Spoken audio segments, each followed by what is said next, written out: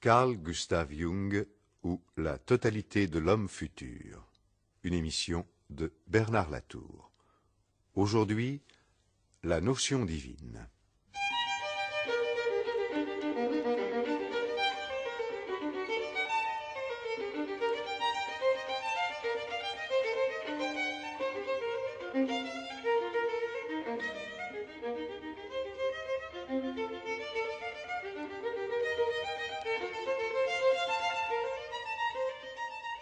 Voici l'avant-dernière des émissions que nous consacrons à l'œuvre de Carl Gustav Jung. Avant d'aborder l'étude de la notion divine, il est bon d'apporter ici une précision.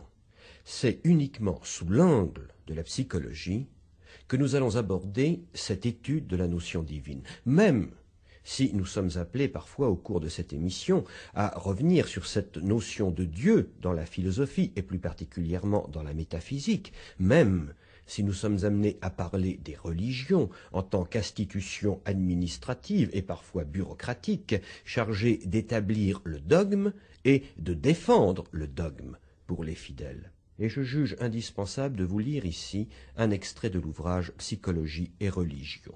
Carl Gustav Jung a écrit « La religion est sans contredit une des manifestations les plus anciennes et les plus générales de l'âme humaine.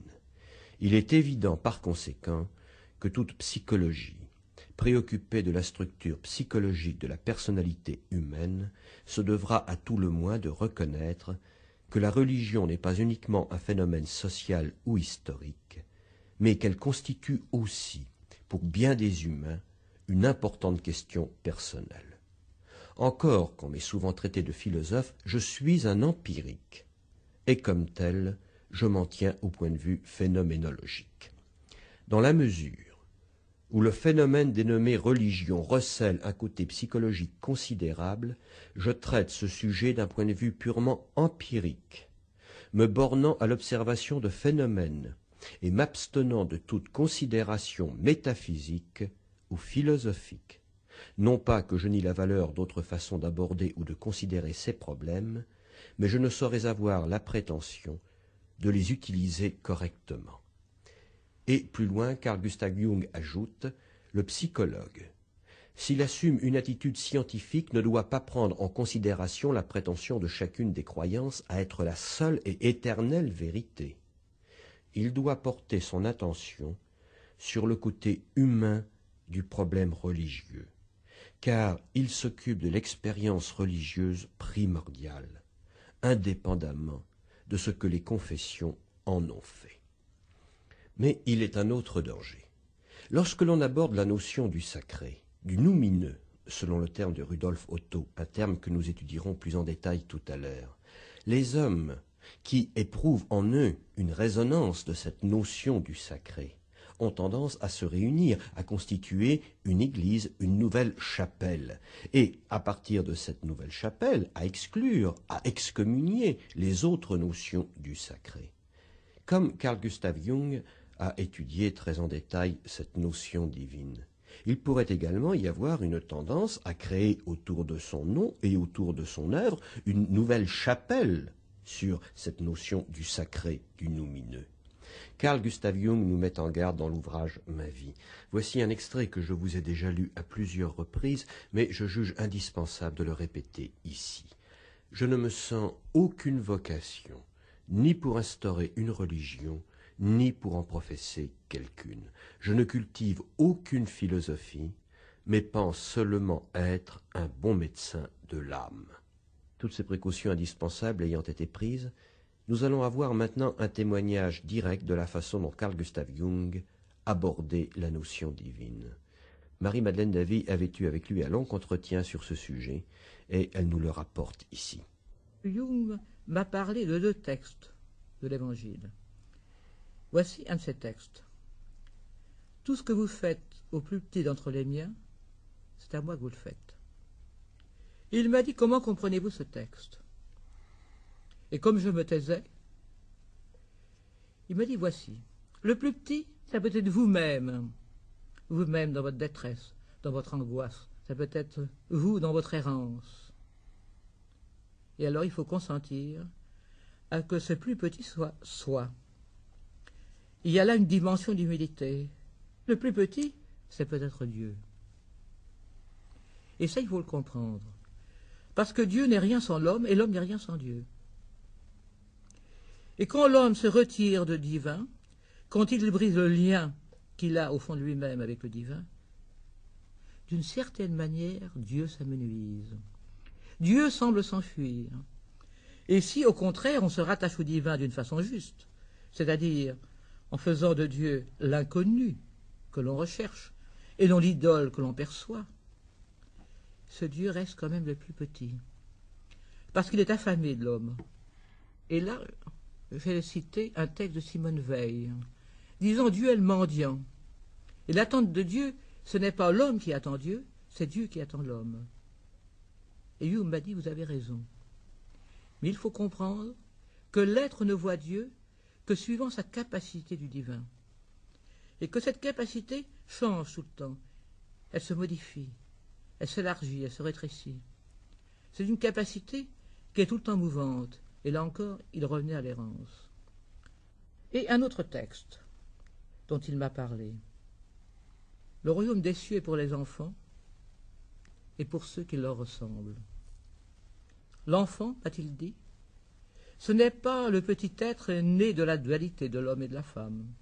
L'enfant, c'est votre enfant, né de la rencontre, non pas entre l'homme et la femme, non pas entre le masculin et le féminin, mais entre le céleste et le terrestre. Alors que l'on demandait à Jung s'il croyait en Dieu, il avait répondu « Je sais ». Il est très important d'expliquer le sens de cette réponse. Et Agnella Jaffe, qui fut de longues années la secrétaire de Carl Gustav Jung et que j'ai rencontré à Zurich, va ici nous y aider. Il faut rappeler que, dans son enfance, Carl Gustav Jung avait été le témoin du drame profond de son père, un pasteur protestant, qui avait perdu la foi. Il a vu que son père souffrait, parce que c'était un homme très religieux, mais il n'a pas eu ce grand courage que Jung lui-même il a eu de se créer une attitude religieuse tout à fait personnelle. Le père de Jung, Paul Jung, il a essayé de suivre les dogmes, n'est-ce pas? Mais il n'a pas pu croire. Et c'est ça, c'est la grande chose de Jung. Il a dit, moi je ne crois pas, mais je sais. Il a accepté seulement les contenus qu'il savait, mais pas qu'il croyait. Et lui, Jung, il était une personnalité naturellement très forte et aussi profondément religieuse. Il a pris son chemin tout à fait individuel pour l'attitude envers Dieu ou envers cette force que les hommes appellent Dieu. Liliane Frérot nous apporte une autre précision sur le sens de ce « je sais ». Il a toujours répété « je ne crois pas en Dieu, je sais qu'il existe ». Parce que la seule chose qui était pour lui certaine, c'était son évidence intérieure. Il a toujours lutté seulement contre le fait qu'on attribuait à Dieu qu'il était parfait, qu'il était omniscient, tout-puissant. Parce qu'il répétait toujours, mais on ne sait pas ce que Dieu est. Mais je sais qu'il existe. C'est-à-dire que j'ai l'expérience intérieure que Dieu existe. C'est-à-dire qu'il y a une force supérieure qui guide. Si on se met en rapport avec cette force en soi-même, on est aidé, on voit clair, on a une direction.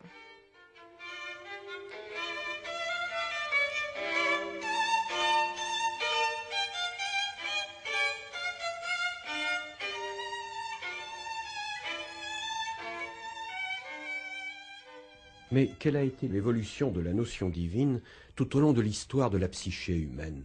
Certes, nous pourrions ici multiplier les citations, celle de saint Thomas, c'est lorsqu'il se rend compte que son essence est au-dessus de sa capacité, que l'esprit parvient à la connaissance de Dieu, la plus parfaite. Nous pourrions citer Kant dans la critique de la raison pure.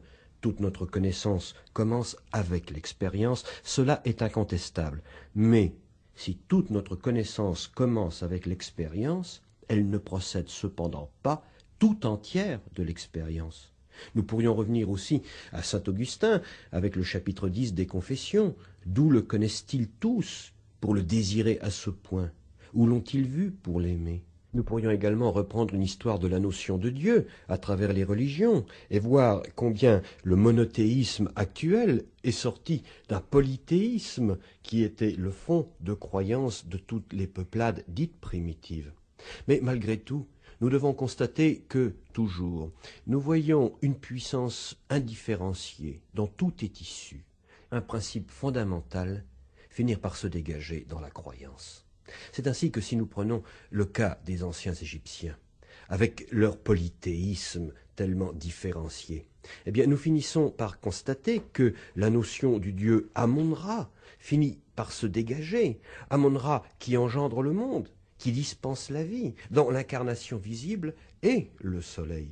Mais tout de même, nous pouvons nous demander si la première unité primordiale, absolue, n'est pas celle des philosophes hindous avec Brahman, Brahman qui est le Prajapati, le seigneur des créatures, le père de toutes les choses créées. Pour les premiers penseurs grecs, Thalès, Héraclite et plus tard pour les stoïciens, il y a la conception, le principe d'un univers matériel de nature vivante. Et les multiples aspects du monde sont les manifestations d'un souffle, d'une âme universelle, d'une sorte d'énergie omniprésente. Et lorsque Plotin, lui aussi, à travers cette notion du souffle et de l'âme universelle, va reprendre les 3 degrés de l'être ou l'hypostase, nous allons avoir dans la première hypostase l'un, être absolu, parfait, qui ne peut être ni conçu, ni exprimé, qui n'a aucune limite et qui est en dehors du temps. Et cet un ne peut être atteint par la réflexion. On ne peut le saisir que par une intuition très particulière, l'extase mystique. Chez Aristote, nous trouvons un Dieu, acte pur, qui, pour conserver sa pureté, meut le monde en étant hors du monde. Ce premier moteur est pensée immuable et éternelle, perfection intelligible, étrangère au monde qu'elle ignore et qui pourtant est suspendue à elle. Dans le Timée, Platon se réfère à un Dieu organisateur, le démiurge, qui est un Dieu bon et parfait. Là commence à être dessinée, vaguement et avec des équivoques, la notion d'un être transcendant à l'univers, mais un être qui va aussi se trouver intelligence suprême et providence infiniment juste et bonne. Nous voyons l'idée de bien, l'idée des idées, le principe qui concentre en lui toutes les perfections, réunies sous le titre de Dieu. Les pères de l'Église vont s'efforcer de fusionner les conceptions d'Aristote, de Platon, avec l'inspiration judaïque de l'Ancien Testament. Et ainsi va se former la notion d'un être parfait, qui sera la source de toute existence et de toute valeur, qui va être infiniment puissant et bon, qui sera une intelligence suprême, éternelle et infinie, donc hors des notions de temps et d'espace. Mais là, nous allons voir apparaître ces problèmes tellement difficile à résoudre pour le christianisme, les problèmes du mal terrestre, de la liberté humaine. L'idée d'un Dieu sensible à notre cœur et d'une foi s'affirmant contre la raison va être un courant que l'on retrouvera de Pascal jusqu'à l'existentialisme chrétien contemporain issu de Kierkegaard. Chez Descartes, le principe de causalité appliqué aux idées va servir de fondement aux preuves de l'existence de Dieu. Dieu cause de son idée, c'est la preuve par l'idée de parfait. L'idée de Dieu possède plus de réalité que le cogito. C'est en effet l'idée d'un être parfait. Dieu cause de moi. Si j'étais mon propre créateur, je me serais donné toutes les perfections que je ne possède pas. Et puis, Dieu cause de soi, qui est un argument ontologique. Je conçois Dieu comme un être parfait, c'est-à-dire possédant toutes les qualités. Or, l'existence est une qualité, et donc Dieu possède l'existence. Et puis, chez Spinoza, Dieu est une des appellations de l'unité fondamentale lorsqu'on y voit un immense objet d'amour dans lequel nous baignons. Et c'est au stade de la connaissance du troisième genre, qui est celle du saint et du mystique, que l'homme saisit directement la nature naturante. Et cela ne peut être saisi que par une expérience intime. Nous avions déjà évoqué Malebranche lors de notre émission sur les archétypes. La notion essentielle en Malebranche, c'est que ce ne sont pas seulement les vérités éternelles que nous voyons en Dieu, mais aussi les objets du monde sensible même. Et c'est la théorie de la vision en Dieu, car c'est Dieu qui présente à mon esprit les apparences des hommes avec lesquels je vis, des livres que j'étudie et des prédicateurs que j'entends, selon les propres termes de Malebranche dans les entretiens. Et cette vision en Dieu unit profondément l'homme et la création au Créateur.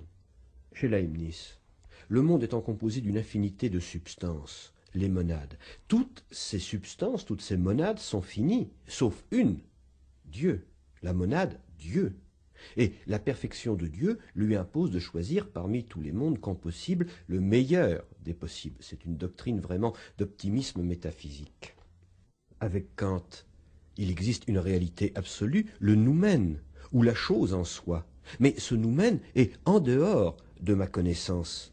L'existence du noumen est au-delà de l'expérience. Il transcende par conséquent l'expérience, d'où le terme d'idéalisme transcendantal.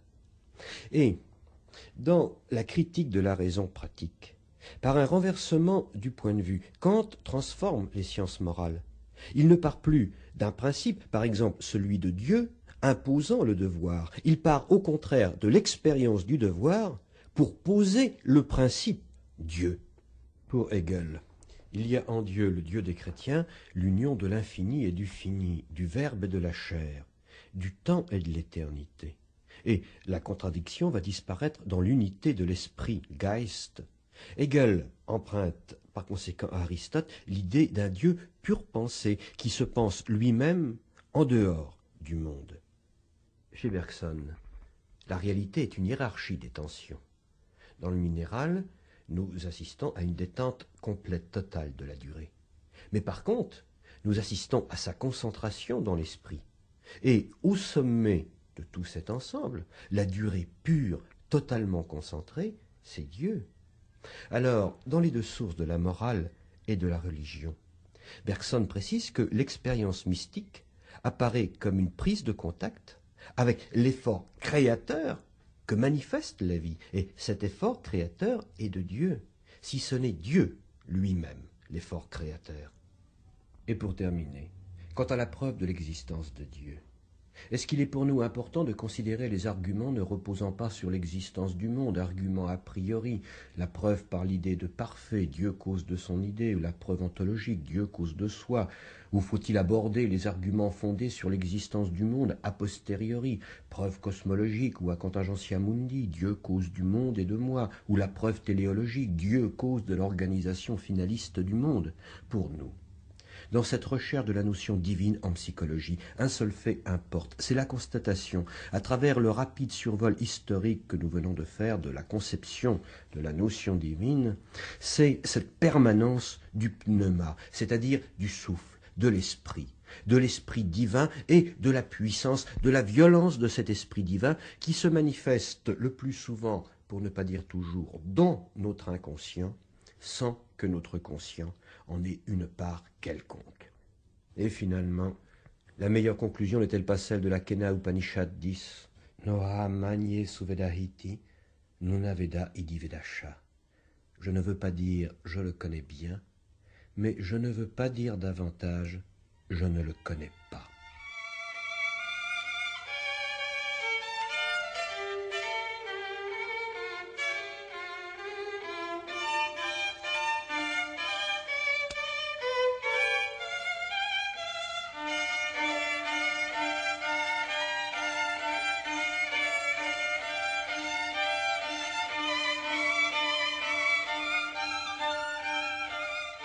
Nestorius, qui fut évêque de Constantinople de 428 à 431, avait défendu l'humanité du Christ, alors que les théologiens d'Alexandrie défendaient, eux, la divinité du Christ.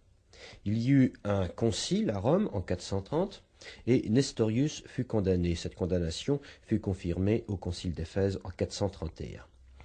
L'Église nestorienne alors fut chassée de l'Empire romain, mais grâce au calife, elle continua à prospérer, en particulier en Arabie, en Syrie et en Palestine. Au XVIe siècle, au sein de cette église nestorienne, un schisme se produisit, une fraction fit acte d'allégeance à Rome, et cette fraction est maintenant réunie sous le nom d'église chaldéenne autour du patriarche de Babylone, qui, à Rome, a rang sur les cardinaux. C'est dans sa cathédrale de Bagdad que j'ai, le 25 décembre dernier, enregistré la messe de Noël, dont voici un extrait, messe de Noël donc de rite chaldéen, et chantée en araméen, la langue du Christ.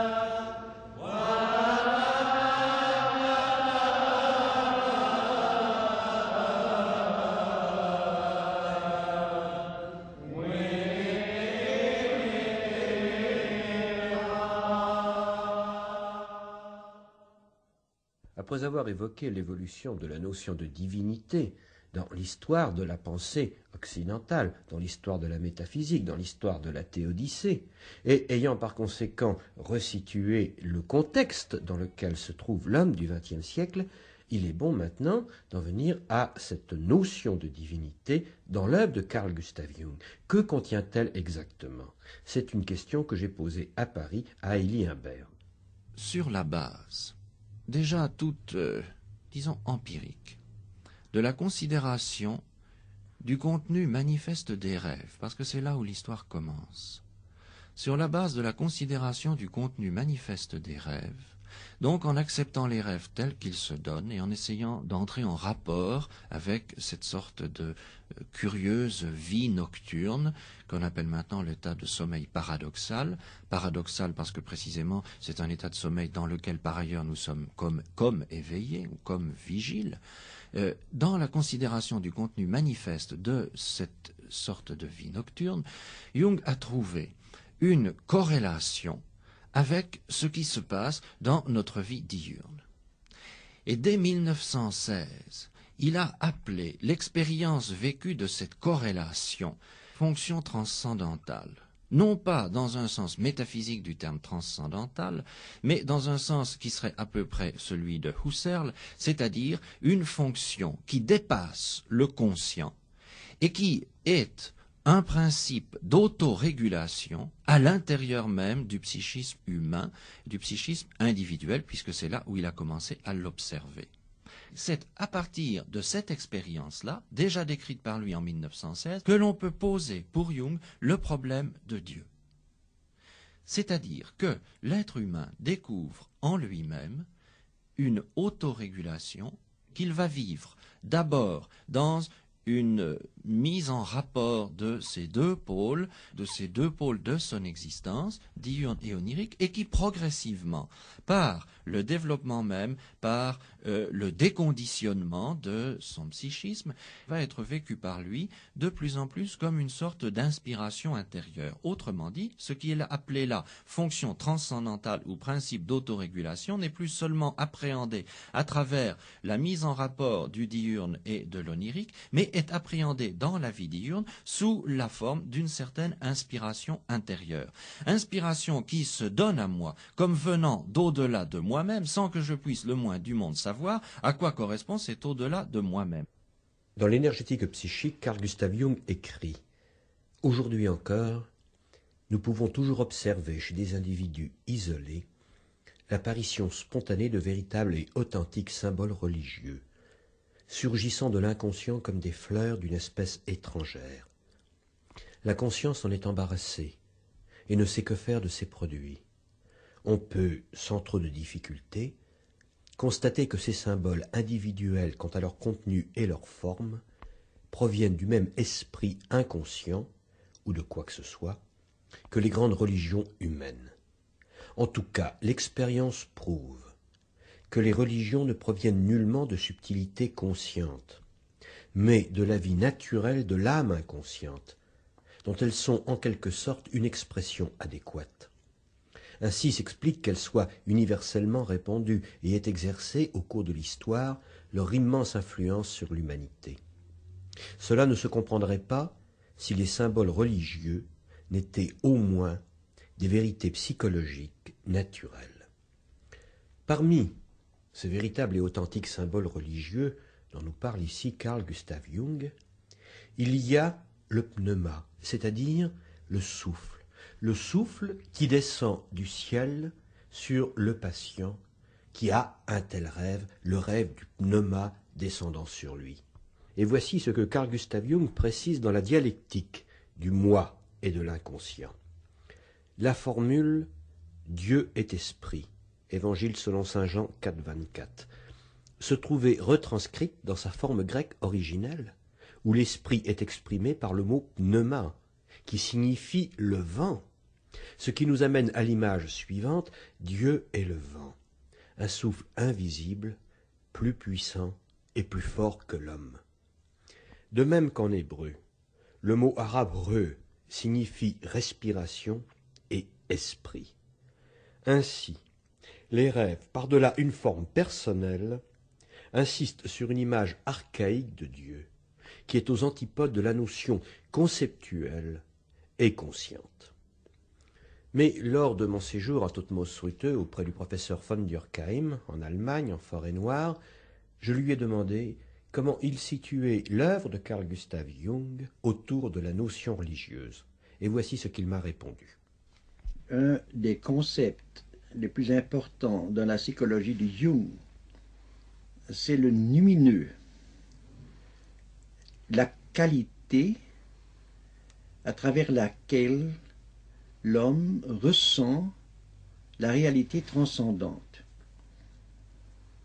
Le mot lumineux de noumen, c'est-à-dire de l'être en tant qu'essence, nous dirons, de l'être essentiel, représente donc la qualité dans laquelle l'homme fait l'expérience, à l'expérience du transcendant.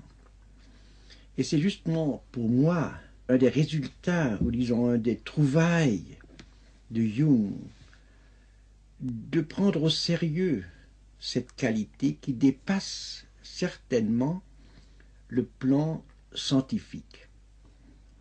Et voilà au fond un des grands mérites de Jung, que lui, en tant qu'homme des sciences, qui toute sa vie avait une grande difficulté d'accepter un terme dont il ne pouvait pas donner la preuve expérimentale en tant d'homme des sciences, d'avoir pris au sérieux le lumineux en tant que qualité et de prendre comme expression de l'être essentiel qui en soi-même représente donc la transcendance. Ainsi, grâce à Jung, la transcendance a été introduite sur le champ scientifique, ce qui veut dire en même temps que c'est le mérite de Jung d'avoir trouvé une sorte de union, non seulement une relation étroite, mais une sorte d'union entre la science et la religion. Mais cette notion du lumineux, comment pouvons-nous tenter de l'approcher? Nous n'allons pas ici reprendre la remarquable étude de Rudolf Otto sur le sacré. Essayons seulement de voir par quelques-uns de ses effets quel est le sens profond du noumen.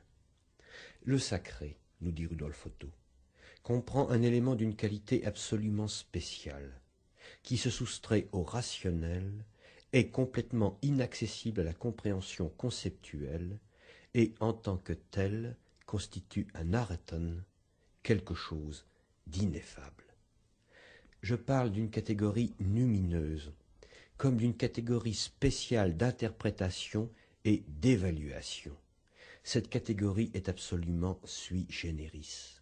Comme toute donnée originaire et fondamentale, elle est objet non de définition au sens strict du mot, mais seulement d'examen.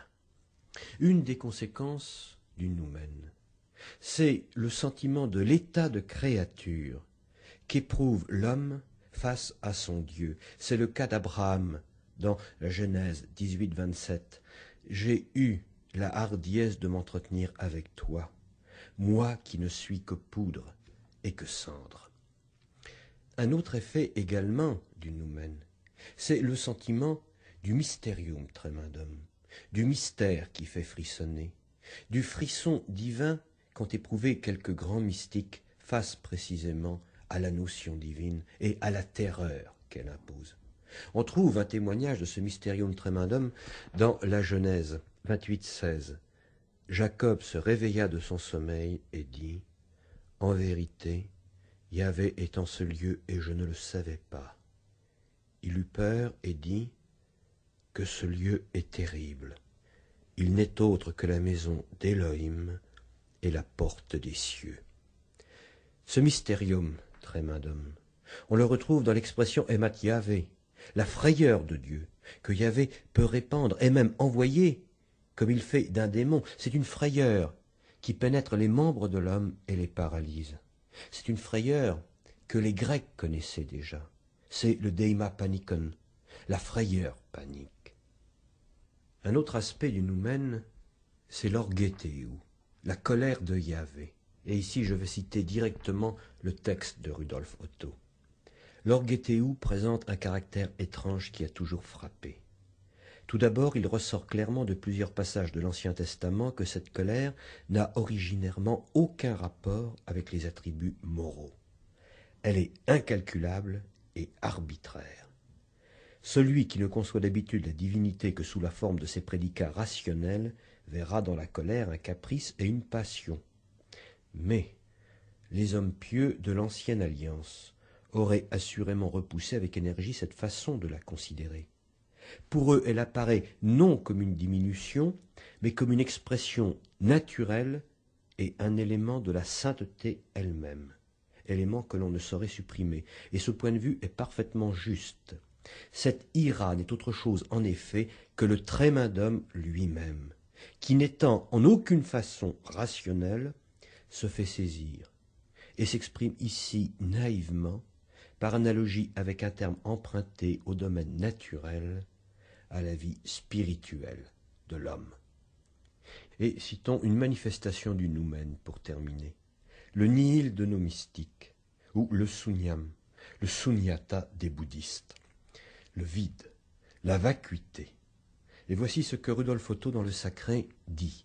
Celui que la langue des mystères et les idéogrammes ou symboles du mysticisme laissent insensible.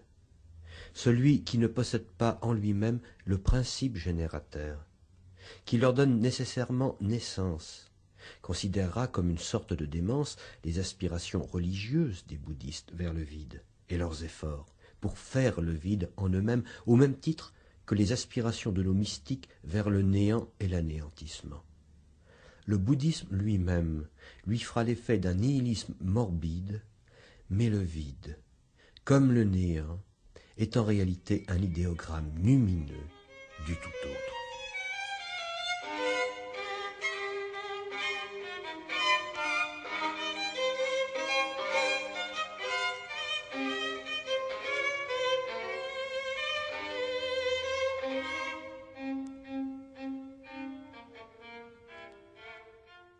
En conclusion de cette première partie de notre émission consacrée à l'étude théorique de la notion de divinité dans l'œuvre de Carl Gustav Jung, et avant d'aborder la seconde partie qui va être consacrée au rapport de l'homme contemporain avec la religion et les problèmes des églises dans notre siècle, je voudrais vous lire ici, en transition, un extrait de la guérison psychologique. Depuis des millénaires, l'esprit de l'humanité s'est efforcé de secourir l'âme souffrante, probablement avant même de s'être occupé des souffrances du corps. Le salut de l'âme, la conciliation de la faveur des dieux, les perils of the soul, les périls de l'âme, ne sont pas des problèmes qui datent d'hier. Les religions sont des systèmes psychothérapeutiques, au sens le plus strict du mot, de proportion monumentale. Elles expriment l'immensité du problème psychique en puissantes images. Ce sont des professions de foi et des perceptions de l'âme, et en même temps des révélations et des manifestations de son essence. Il n'est pas d'âme humaine qui soit détachée de cette base universelle. Seules quelques rares consciences ayant perdu l'intuition de l'unité vivante de l'âme ont pu succomber à l'illusion que l'âme est un petit district bien circonscrit, susceptible de devenir l'objet d'une théorie scientifique. Avoir perdu l'intuition de l'intrication universelle, c'est le mal névrotique fondamental.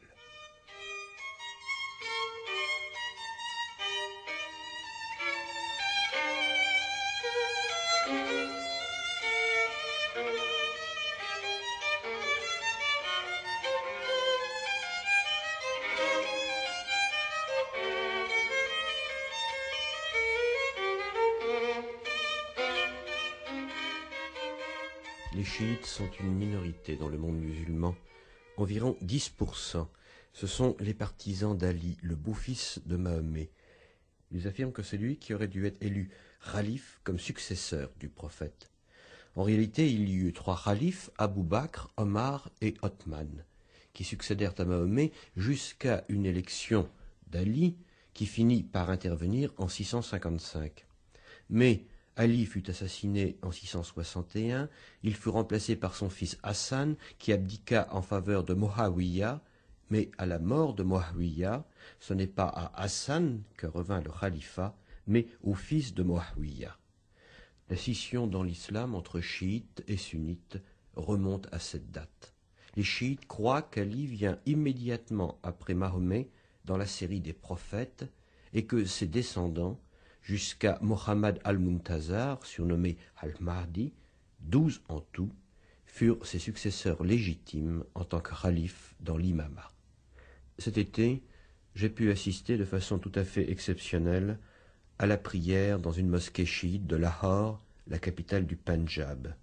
Je me trouvais dans le mihrab, c'est-à-dire au centre de la mosquée, la niche qui indique la direction de la Mecque, et j'ai ainsi pu enregistrer la prière du soir.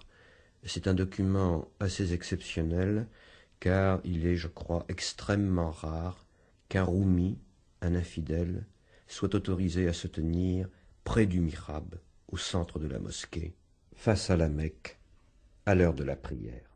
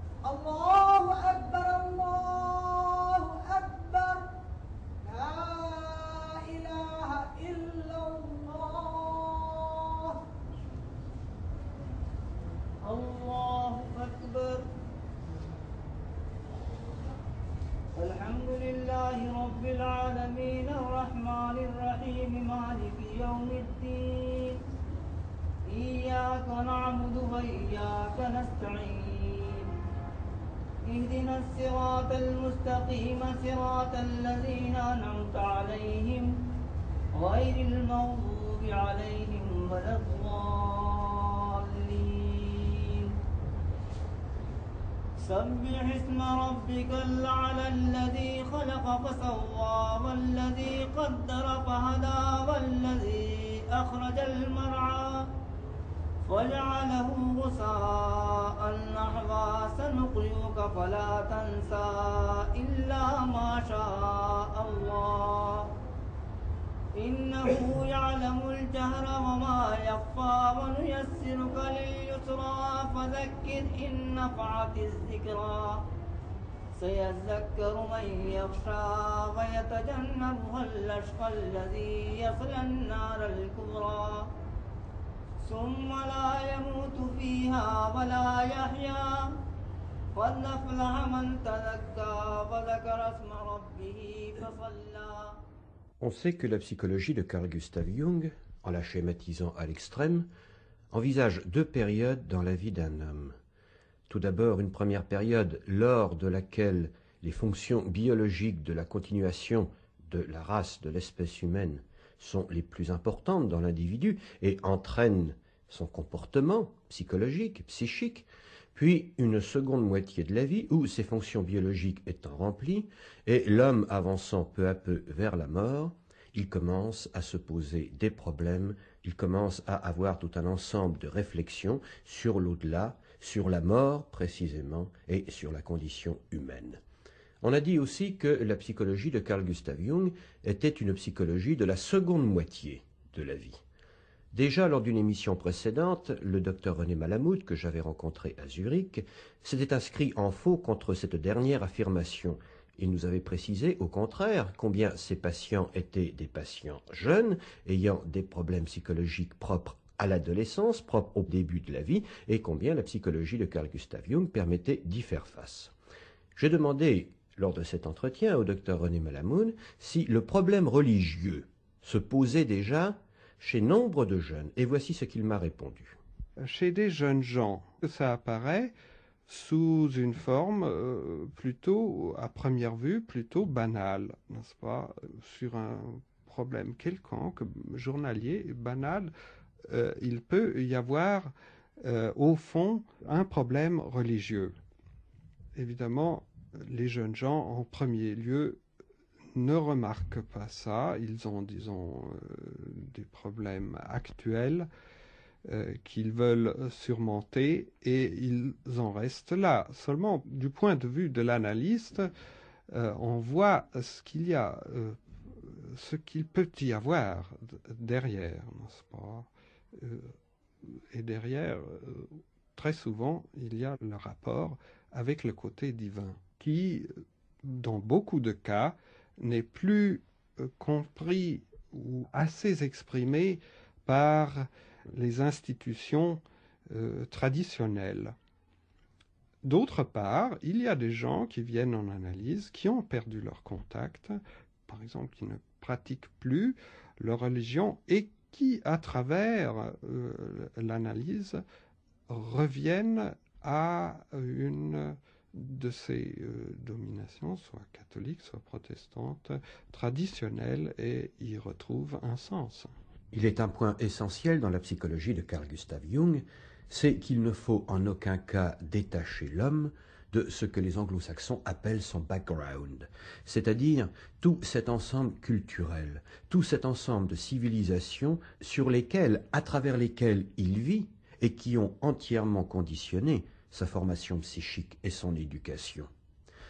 En particulier, Carl Gustav Jung nous met en garde contre la mode de la pratique de telle religion ou de telle philosophie orientale comme le yoga, car ces religions et ces philosophies orientales correspondent au background, à la civilisation, à la formation, à la culture, à la psyché des orientaux, et en aucun cas à celle des occidentaux. Et une pratique irraisonnée devient beaucoup plus une évasion vers un orientalisme de pacotille qu'une véritable exégèse intérieure. C'est pourquoi, lorsque nous en venons à parler de notions divines en psychologie, il faut bien préciser qu'en Occident, depuis 2000 ans, nous vivons à travers une formation et une culture chrétienne, et qu'on ne peut pas effacer d'un coup d'éponge cette influence et cette culture chrétienne. C'est ce que Carl Gustav Jung nous rappelle dans les types psychologiques. On pense qu'il suffit de déclarer fausse et sans valeur une forme de confession pour être délivré psychologiquement de toutes les conséquences traditionnelles des religions juives ou chrétiennes. On croit aux lumières rationnelles, comme si une modification de l'orientation intellectuelle avait jamais eu, de quelque manière, une quelconque influence profonde sur les mouvements du sentiment ou même sur l'inconscient. On oublie complètement que la religion des 2000 ans qui viennent de s'écouler est une attitude psychologique, un mode d'adaptation extérieur et intérieur, déterminé, d'où est sortie une forme déterminée de culture, créant une atmosphère que ne peut influencer aucun reniement par l'intellect. Mais, sur le plan de la psychologie, comment définir cette religion chrétienne? Et là, je vais vous lire un extrait assez long de type psychologique. La pensée chrétienne, comme toute religion à forme bien délimitée, a une tendance indubitable à réprimer le plus possible l'inconscient dans l'individu et à paralyser ainsi sa fantaisie. Pour les remplacer, la religion offre des idées symboliques solidement dessinées dont le rôle est de remplacer totalement l'inconscient de l'individu. Les représentations symboliques de toutes les religions sont des figurations de processus inconscients sous des formes typiques de valeurs générales. La doctrine religieuse donne pour ainsi dire des explications définitives sur les choses dernières, sur l'au-delà de la conscience humaine. Chaque fois qu'il nous est donné d'observer une religion naissante, nous voyons que les figures de la doctrine se présentent au fondateur lui-même comme des révélations, ce qui signifie qu'elles concrétisent sa fantaisie inconsciente. Les formes nées de son inconscient. Il déclare qu'elles ont une valeur générale et remplacent de la sorte les fantaisies individuelles des autres. L'évangile de saint Matthieu nous a conservé un fragment de ce processus dans la vie de Jésus-Christ. Dans le passage de la tentation, nous voyons comment l'idée de royauté se présente de l'inconscient au fondateur sous la forme d'une apparition du diable lui offrant la domination des empires terrestres. Si Jésus, se méprenant sur le sens de cette fantaisie, l'avait prise au pied de la lettre, il y aurait eu au monde un fou de plus.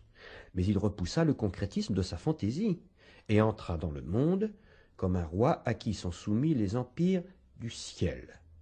Il ne fut point un paranoïaque, son succès l'a montré. Les idées exprimées parfois par des psychiatres sur la morbidité psychologique du Christ ne sont qu'un ridicule bavardage rationaliste dénué de toute compréhension pour les événements de ce genre dans l'histoire de l'humanité.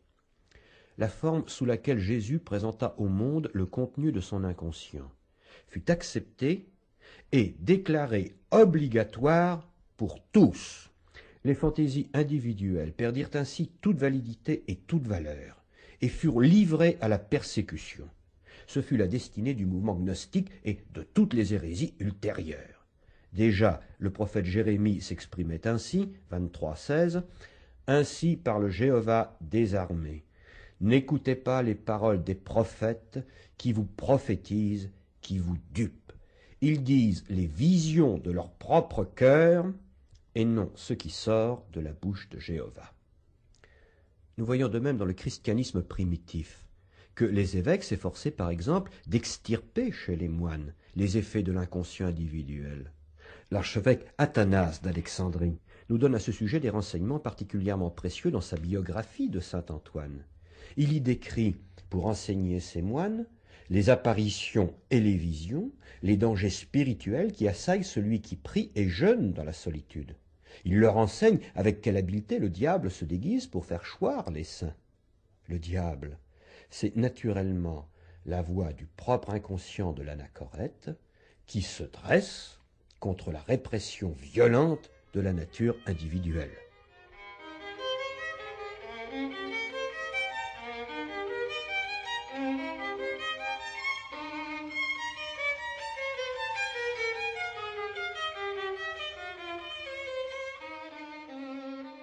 Après la lecture de ce texte, je voudrais vous faire entendre un témoignage direct, celui de Liliane Freiron à Zurich.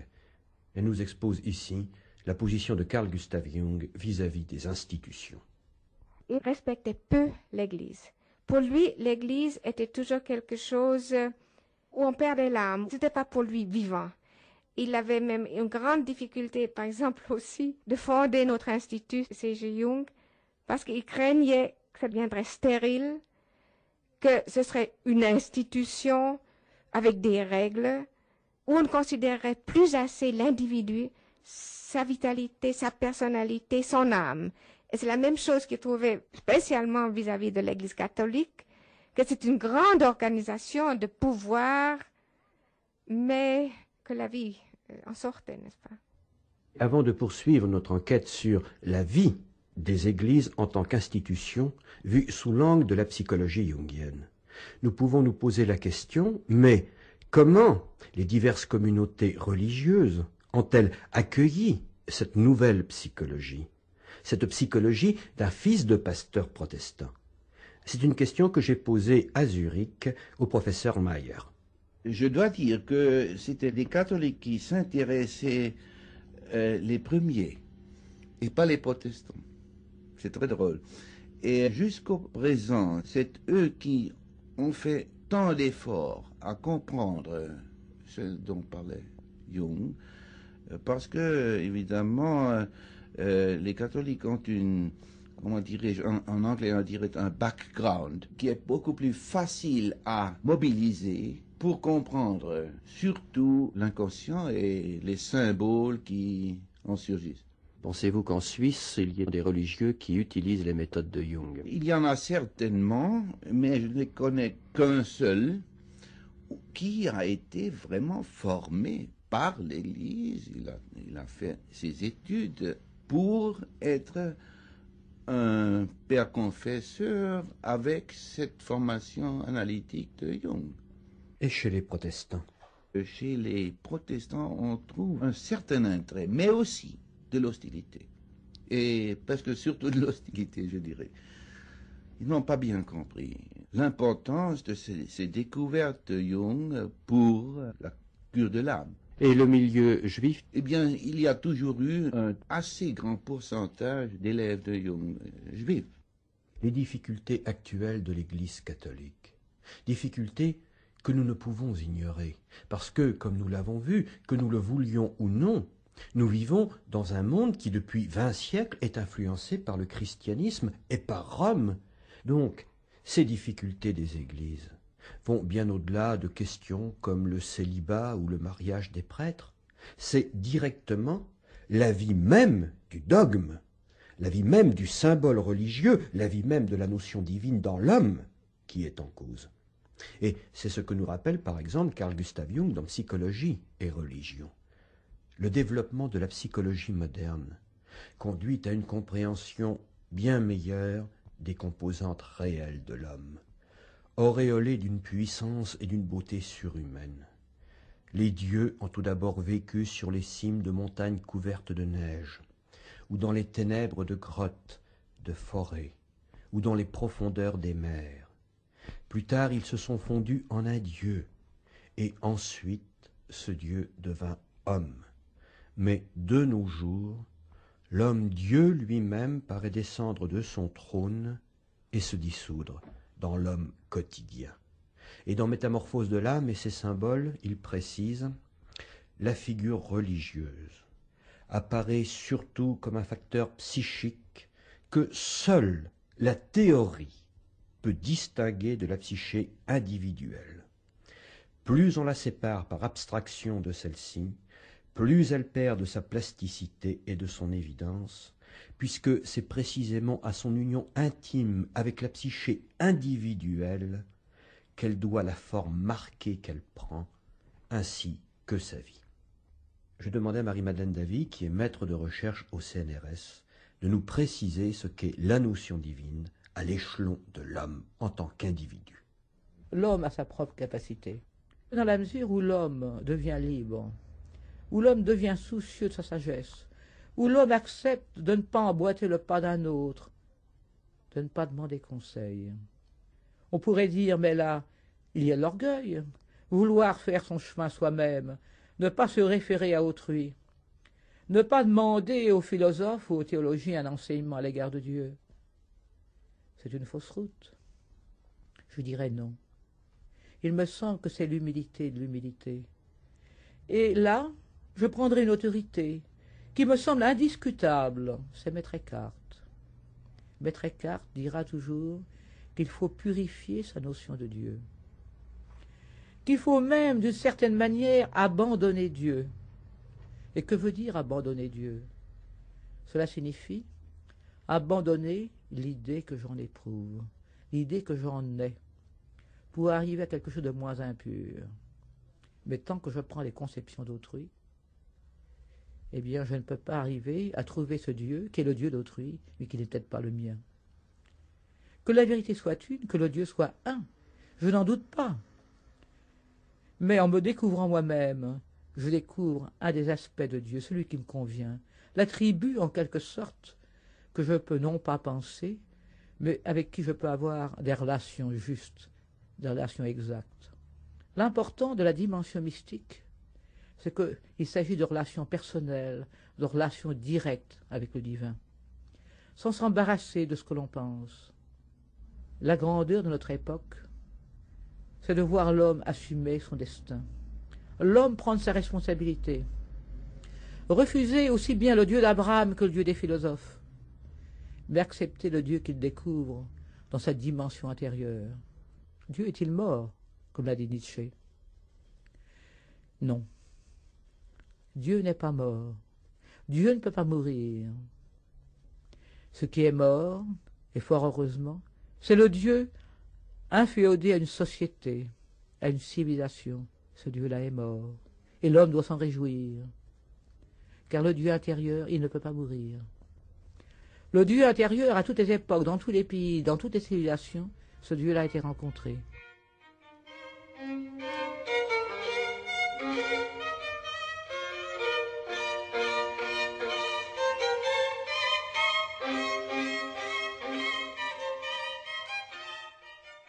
Pour terminer cette approche de l'Église en tant qu'institution à travers la psychologie analytique de Carl Gustav Jung, je tiens à préciser, car ceci est capital, que Carl Gustav Jung ne cesse, à travers ses ouvrages, de nous rappeler que lorsqu'un homme est en difficulté psychologique et que la solution aux problèmes qui se posent à lui se trouve dans un retour à la foi de son enfance, à travers l'Église, l'institution dans laquelle il a été élevé et formé dans sa prime jeunesse. Il est capital que cet homme retourne à la foi de son enfance à travers l'Église. Il est bien évident qu'une solution des problèmes individuels dans le rapport individuel avec la divinité ne doit être en aucun cas une doctrine totalitaire, d'une thérapie, elle aussi totalitaire. Ce qui importe avant tout, c'est l'homme en tant qu'individu. Et dès l'instant que l'homme, en tant qu'individu, trouve une solution dans une foi collective qui est le fait d'une institution, il est dans l'ordre des choses que l'homme rejoigne cette institution.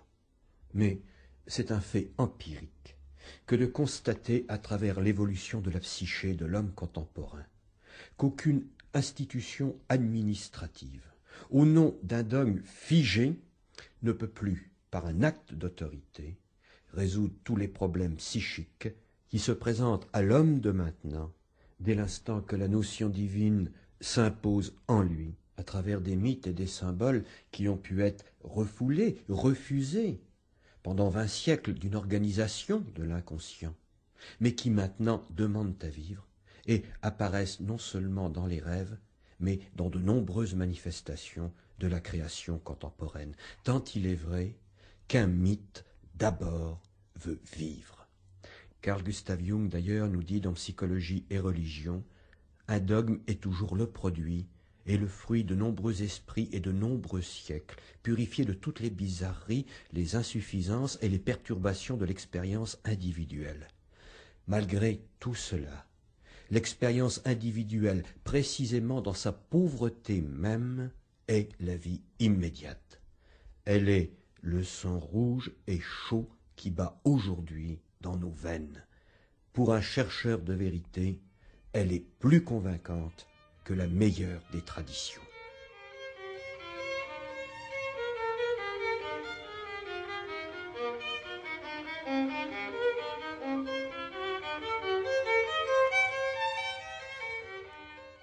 Zoroastre, ou en grec Zarathustra, vécu selon Pline l'Ancien 600 ans avant Platon, selon Plutarque 5000 ans avant la guerre de Troie, et une estimation moderne le ferait vivre soit 1000 ans avant Jésus-Christ, soit 600 ans avant Jésus-Christ.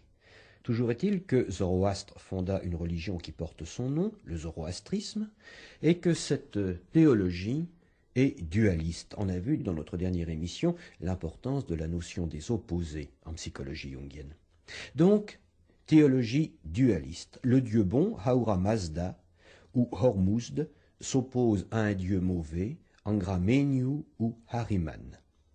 La victoire appartiendra finalement à Hormuzd. Mais l'homme a un rôle essentiel, car l'homme étant doté du libre arbitre à sa création, il va pouvoir, s'il le veut, contribuer au triomphe du bien, par conséquent au triomphe d'Hormuzd, et après la victoire d'Hormuzd, le royaume de Dieu sera établi sur terre, et dans un soleil perpétuel, les âmes des bienheureux résideront en communion éternelle avec Hormuzd.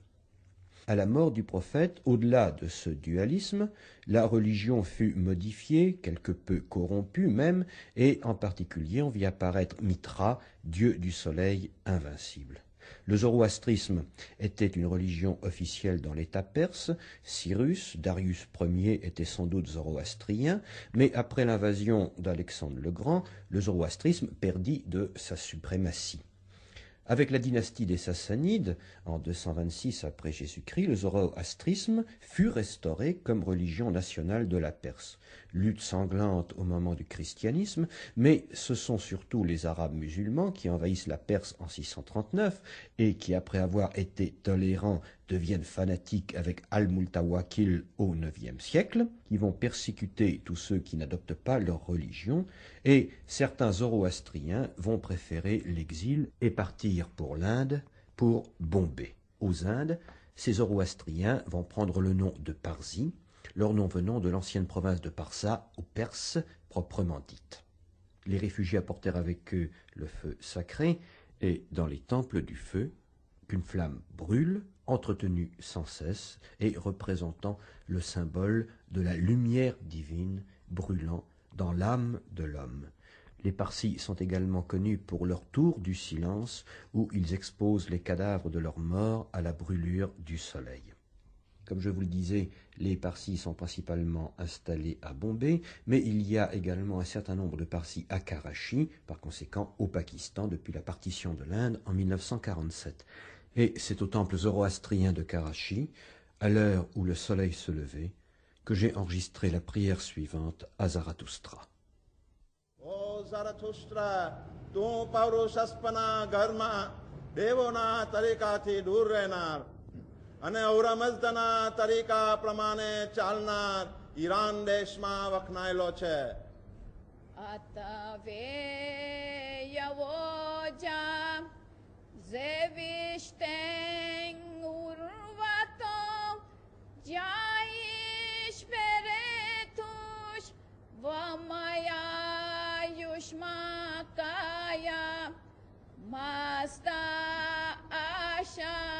Ugrem vohumanangaha Yaish azata Mayai kyata avangahe Atabe yavoja Zevishten urvato Jaish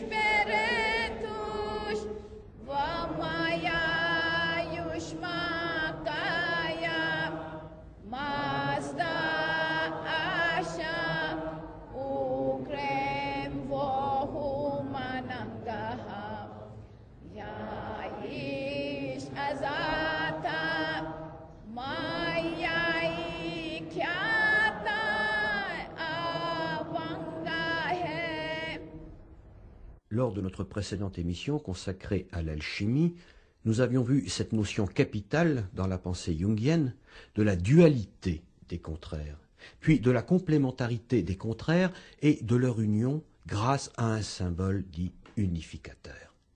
Mais ce problème de la dualité, de l'opposition, nous allons le retrouver bien entendu dans la notion divine. Et voici ce que Carl Gustav Jung a écrit dans l'ouvrage Ma vie sous le titre Pensée tardive. Le mythe doit laisser s'exprimer la complexio oppositorum, la complémentarité des contraires. C'est seulement alors que peuvent être accordés au Dieu unique et la totalité et la synthèse des opposés qui lui reviennent. Quiconque a expérimenté que les contraires, du fait de leur nature, peuvent s'unifier grâce au symbole de telle manière qu'ils ne tendent plus à se disperser ni à se combattre, mais au contraire à se compléter réciproquement et à donner à la vie une forme pleine de sens, n'éprouvera plus de difficulté face à l'ambivalence de l'image d'un Dieu de la création. Il comprendra précisément le mythe du devenir homme nécessaire de Dieu comme une confrontation créatrice de l'homme avec les éléments contraires, ainsi que leur synthèse dans la totalité de sa personnalité, le soi, les contrastes intérieurs nécessaires dans l'image d'un Dieu créateur, peuvent être réconciliés dans l'unité et la totalité du soi en tant que conjunctio oppositorum, unification des contraires des alchimistes, ou en tant qu'union mystica, union mystique. Dans l'expérience du soi, il ne s'agira plus de surmonter le contraste Dieu et homme, mais l'opposition au sein même de l'image de Dieu. C'est cela, le sens du service de Dieu, c'est-à-dire du service que l'homme peut rendre à Dieu, afin que la lumière naisse des ténèbres, afin que le Créateur prenne conscience de sa création et que l'homme prenne conscience de lui-même. À Paris, j'ai demandé à André Virel de reprendre pour nous l'opposition de Dieu et du diable en tant que facteur d'énergie pour la vie d'une Église. Dans la conception occidentale d'une dialectique entre Dieu et le diable, l'Église ne reconnaît plus qu'une valeur et qu'une existence à Dieu, mais sourit lorsque l'on parle du diable. Je pense que la royauté a disparu à partir du moment où le roi a été privé de son fou. Je pense que le sacré disparaît à partir du moment où le diable disparaît. À partir du moment où la religiosité, où la religion exprime Dieu, elle doit forcément exprimer par une dialectique l'incarnation de ce Dieu dans le monde et la déchéance possible de l'ange. C'est l'histoire de Satan, c'est l'histoire de Lucifer, et à partir du moment où une Église ne reconnaît plus comme valable, comme une entité existante, un diable, fatalement, Dieu disparaît. On ne peut pas être dans un monde incarné en devenant de purs esprits. On ne peut être dans un monde incarné qu'en faisant évoluer l'histoire dans un sens d'évolution tel qu'il nécessite cette dialectique du profane et du sacré. Les églises, occidentales du moins, ont perdu ce sens. Elles l'ont perdu aussi pour une raison. C'est qu'en différenciant Dieu et le diable, elles se sont opposées systématiquement à la sexualité et au corps par rapport à l'esprit. On ne peut absolument pas avoir un sens de la grande réalité au point de vue de l'évolution et de la créativité si on n'admet pas simultanément l'existence du corps et de l'esprit. Ce qui rend absolument caduques toutes les notions de spiritualisme et de matérialisme telles qu'on les a considérées jusqu'à maintenant. Dans Métamorphose de l'âme et ses symboles, Carl Gustav Jung a écrit que tout extrême psychologique renferme en secret son contraire et se trouve de quelque manière en proche et essentielle relation avec lui. C'est même de ce contraire qu'il tire la dynamique qui lui est particulière. Il n'y a pas de coutume sacrée qui, le cas échéant, ne tourne en son contraire, et plus une situation devient extrême, plus on doit s'attendre à son énantiodromie, à sa transformation en son contraire. C'est le meilleur qui est le plus menacé d'une altération diabolique, car il a au maximum écrasé le mal. J'ai demandé à Jean Chevalier d'exposer pour nous l'ambivalence de l'archétype Satan. Cet archétype regroupe toutes les images ou tous les symboles de l'adversité. Il prend les formes, soit les formes diaboliques, les formes de démons, soit la forme de serpent, soit la toute autre forme de séducteur, d'être violent. Il est l'ensemble des forces adverses que nous avons à affronter tant à l'extérieur qu'à l'intérieur de nous-mêmes. Or, cet archétype de Satan, vous le trouvez aussi bien dans la Bible que dans les textes babyloniens. Il y a le démon babylonien. Dans la Bible, il y a le serpent tentateur. Et tout au cours de la Bible, vous voyez apparaître différentes formes de Satan. C'est également dans l'Avesta, c'est Ahriman, considéré comme le principe du mal.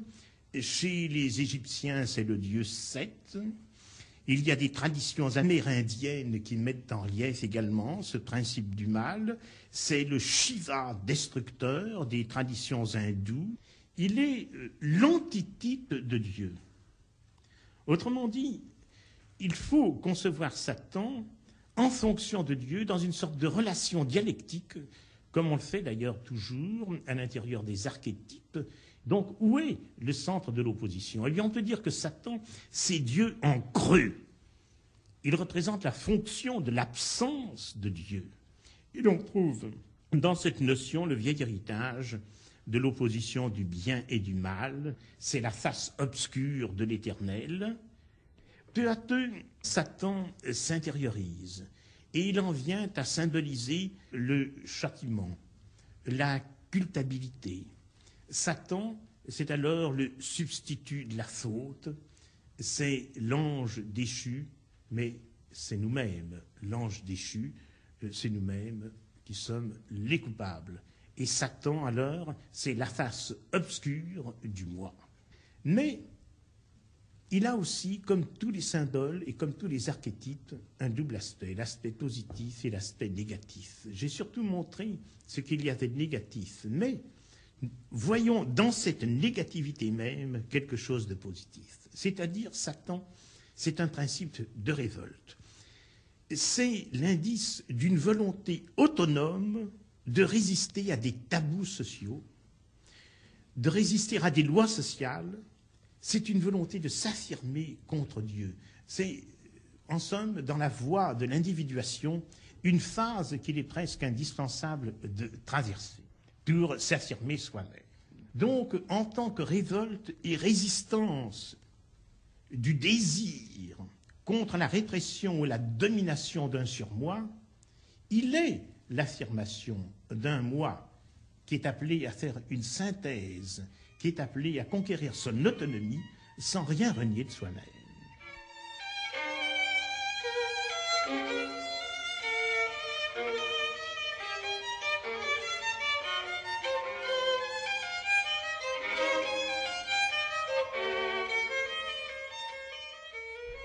En prélude à notre prochaine émission, et qui sera la dernière de cette série consacrée à l'œuvre de Carl Gustav Jung, nous allons entendre le docteur Roland Cahen de Paris nous rappeler les responsabilités considérables qui attendent l'homme futur dans la recherche de la totalité de lui-même. À partir du moment où on accepte la notion de l'inconscient, où on est obligé de constater, à travers toutes les efficacités qu'il exerce sur chacun de nous dans nos vies, sa présence, il est évident qu'il faut envisager les tâches de l'homme d'une façon rénovée. Jusqu'à présent, les tâches de l'homme, c'était des tâches extérieures. Dorénavant, il faut accepter qu'à côté de ces tâches extérieures, chacun de nous a le devoir des tâches intérieures qu'il ne peut plus déléguer à aucune instance. Dorénavant, l'homme moderne, en une responsabilité et une liberté accrue, est responsable de la confrontation entre lui et lui-même, avec tout ce que cela comporte et avec tout ce qui en découle. Avec ce qui en découle pour son axiomatique vitale. Quels axes va-t-il lui-même choisir pour son évolution spirituelle? Que va faire l'homme de son angoisse métaphysique? C'est dorénavant un problème qui n'est plus posé au niveau collectif d'une Église, mais qui est posé au niveau de l'individu dans son unicité. Et seul le dialogue conscient-inconscient peut permettre à chacun non pas de répondre à cela, mais de se situer en face de cette interrogation majeure. Dans cette acceptation de l'inconscient et l'enrichissement qu'il permet du conscient, Carl Gustav Jung nous donne un exemple illustre dans psychologie et religion. La descente du Christ aux enfers, qui a lieu pendant les 3 jours de la mort, décrit l'engloutissement de la valeur disparue dans l'inconscient, où, par la victoire sur les puissances des ténèbres, il rétablit un nouvel ordre, et d'où il remonte jusqu'au haut des cieux, c'est-à-dire jusqu'à la clarté suprême du conscient. Qu'il n'y ait que peu d'hommes à voir le ressuscité, cela signifie que les difficultés ne sont pas minces, qui empêchent de retrouver et de reconnaître la valeur transformée.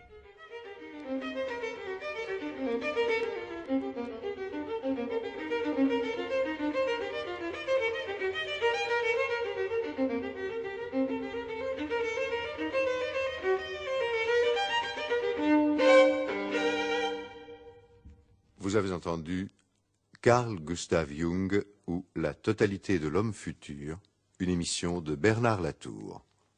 Aujourd'hui, la notion divine, avec Marie-Madeleine Davy, maître de recherche au CNRS de Paris, Liliane Fraeron de Zurich, Agnella Jaffe de Zurich, Élien Baer de Paris, le professeur von Durkheim de Totmosrüte, Allemagne, Jean Chevalier, docteur en théologie, professeur de philosophie, ancien directeur à l'UNESCO de Paris, André Virel, assistant de psychologie à la faculté des lettres de Paris, et le docteur Roland Cahen de Paris.